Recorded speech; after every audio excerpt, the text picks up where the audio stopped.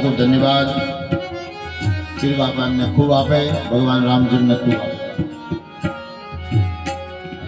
હવે ધીરે ધીરે લગ્ન ગીતોની ચકોર બોલે છે। નાની નાની દીકરીઓને આપણે સીતારામજી બનાવ્યા। આનંદપૂર્વક એક એક ફેરામાં આપણે દાન દેવાનું છે।